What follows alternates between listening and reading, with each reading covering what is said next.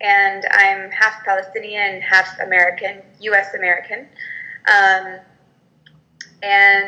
I've grown up mostly in the U.S., but all of my family is in Palestine, and home has always been Haifa, which is where my family mostly lives, which is actually in Israel. I have lived on and off in the Middle East and in Palestine specifically, and for the last few years I've been back in Palestine, living in Haifa, living in Jaffa, living in Ramallah, which is where I am based now.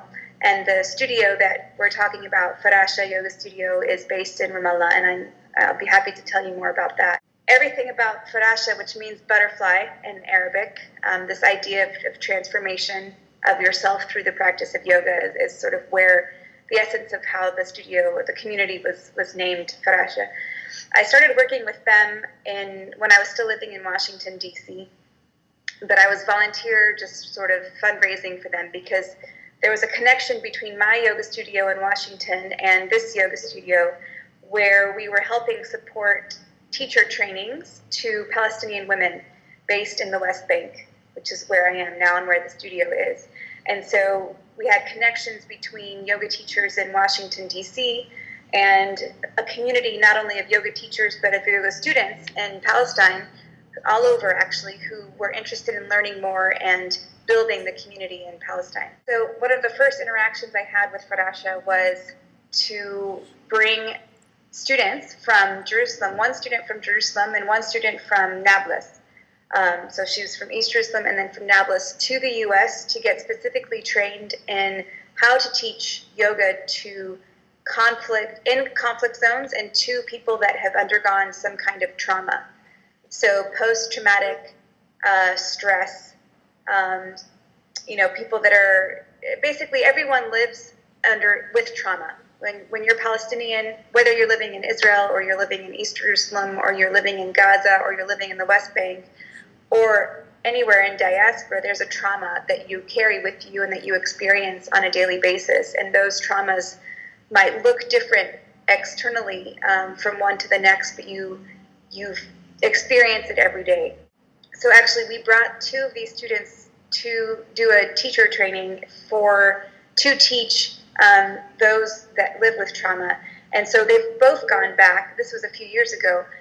They both returned. They also went through the yoga teacher training program that my yoga studio, fellow yoga teachers from my yoga studio did in Washington. They took the training to Palestine.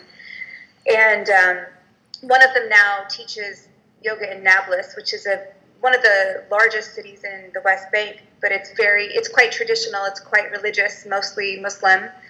And she opened the first yoga community center there, also something on the side. The other teacher went back to East Jerusalem, where she's a school teacher. And the students and the other teachers were so hungry for the lessons that she was bringing. She was even giving breath training in the breaks between classes to other teachers.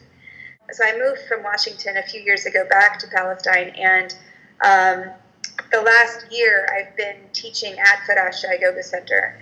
And the center itself, there's actually another center that teaches sort of holistic arts, more Eastern arts, and also yoga.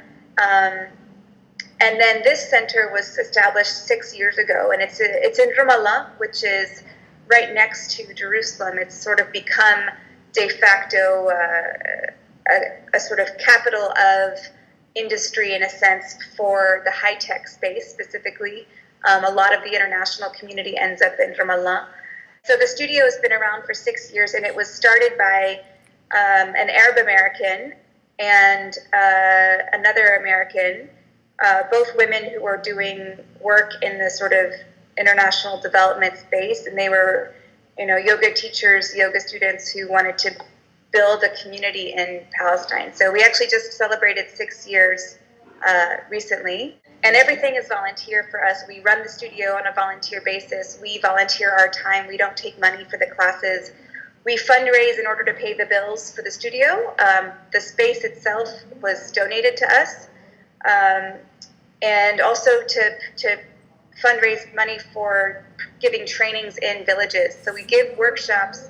I haven't myself, but other of the teachers give workshops in villages on a weekend or something to usually groups of women. And so we fundraise for those costs, basically to give back to the community.